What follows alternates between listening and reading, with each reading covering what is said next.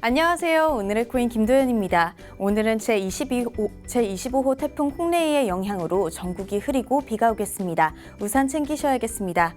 그럼 오늘은 어떤 소식이 있는지 우선 이 시각 국내 주요 암호화폐 가격 시황부터 살펴보겠습니다. 10월 5일 오전 9시 기준입니다. 날씨는 오락가락하지만 암호화폐 시장은 큰 변동 없습니다. 비트코인이 1.22% 오르며 747만 3천 원에 거래되고 있고요. 한편 이오스가 소폭 증가해 6,500원대를 넘긴 모습입니다. 다음은 글로벌 거래량 순위 보겠습니다.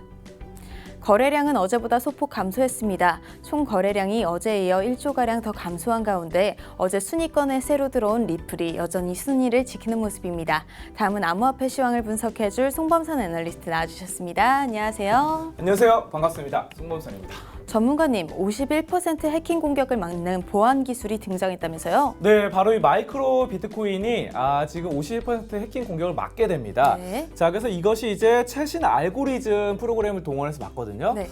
자, 그래서 이거 뭐냐면은 일단은 비정상적으로 채굴 시도가 많이 늘어난 것을 막는 거예요. 그래서 지금 갑작스러운 채굴 증가가 감지가 된다라고 하면은 이거 채굴 난이도를 올려요. 해시 파워 뭐 그런 말 있죠. 그래서 채굴 난이도를 올려서 채굴을 많이 하게 되면 사람들이 공급 물량이 많아지고 그럼 이게 매도 물량으로 쌓일 수 있거든요. 그래서 그렇죠. 가격이 떨어질 수 있기 때문에 어쨌든 채굴 난이도를 올리는 것을 목표로 하고 있습니다. 네.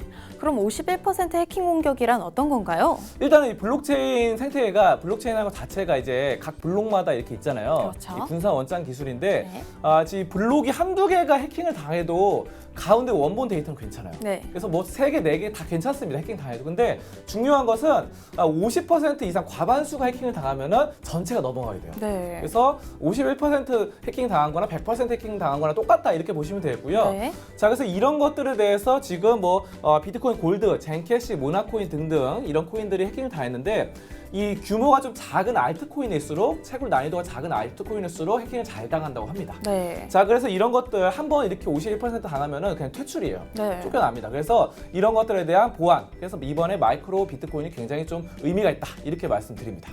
근데 최근 알고리즘 프로그램이 문제되고 있잖아요. 어떻게 생각하시나요? 네, 그렇죠. 어제도 날씨 부분에서 도현 씨가 얘기해 주셨잖아요. 트레이딩 보. 네. 이거 시세 조작을 하기도 하고 또 하지만 또 이렇게 알고리즘이 이렇게 지금 보안에 활용되기도 합니다. 네. 이 알고리즘 자체가 정해진 로직 값을 이용해서 그대로 움직이는 거예요. 그렇죠. 그래서 이런 건데 사실상 뭐 저는 그렇게 보고 있어요. 그 로봇도 뭐 인간을 지배할 수 있다 뭐 이런 말도 있잖아요. 네. 하지만 인간을 도와줄 수 있고 자동차도 처음에 생겨났을 때 그 전에 걸어다닐 때 없던 교통사고 많이 났는데 네. 사실상 지금 굉장히 편리합니다. 네. 자, 이런 것처럼 지금 알고리즘도 마찬가지예요. 우리가 지금 알고리즘 거래소도 등장을 했습니다. 그래서 알고리즘 거래소에서 우리가 어디 뭐 여행을 갔다, 하와이를 여행 갔다 그래도 여기서 이제 자동으로 네. 정해진 비트코인이 650만 원 미만에 떨어졌을 때 자동 매수, 그리고 700만 원 올라가면 자동 매도 뭐 이런 것들이 가능해져요. 네. 그래서 인간의 감정, 우리가 솔직히 손절을 하고 싶어도 팔고 싶어도 뭔가 더 올라갈 것 같고 다시 네. 올라갈 것 같고 이런 기대감 때문에 못 팔잖아요.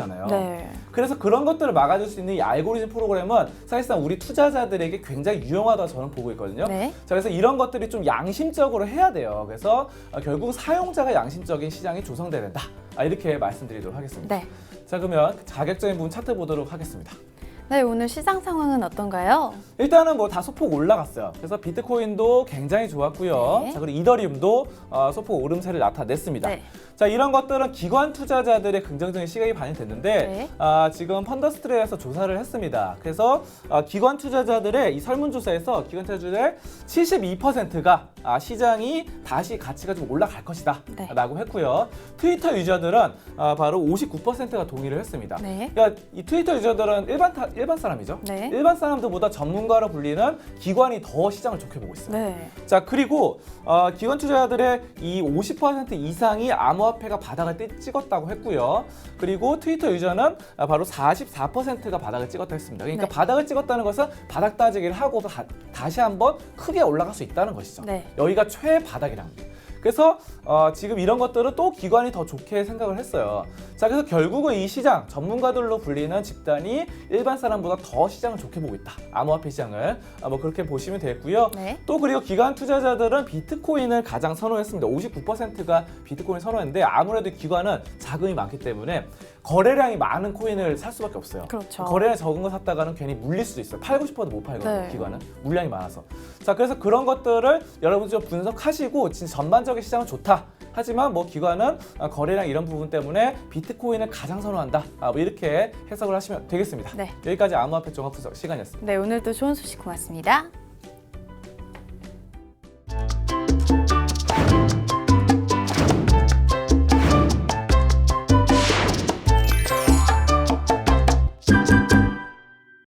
오늘의 코인 날씨입니다. 오늘은 미국, 한국, 중국의 맑은 소식이 각각 하나씩 준비되어 있습니다.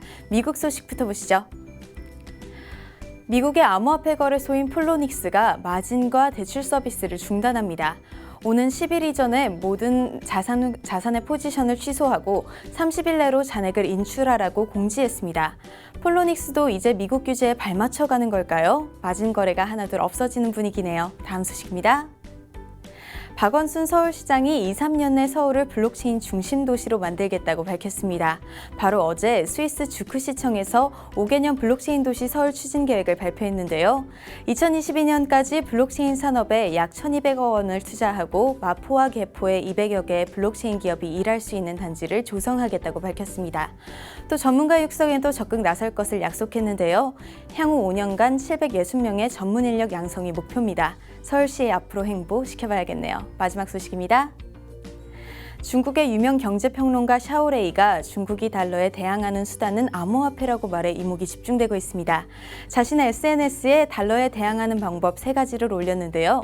첫 번째, 중장기적 대응 마련, 두 번째는 글로벌 결산 시스템 등 정치적 요소를 고려한 조처, 마지막 3번째는 안정적인 글로벌 해시 파워를 강조했습니다. 암호화폐 분야에서 중국이 화폐 주도권을 강화하기 위해 중국 기업 상장을 지원하고 중국 내 잉여 에너지를 해시 파워로 전환해야 한다는 건데요. 중국의 꿍꿍이 정말 궁금합니다.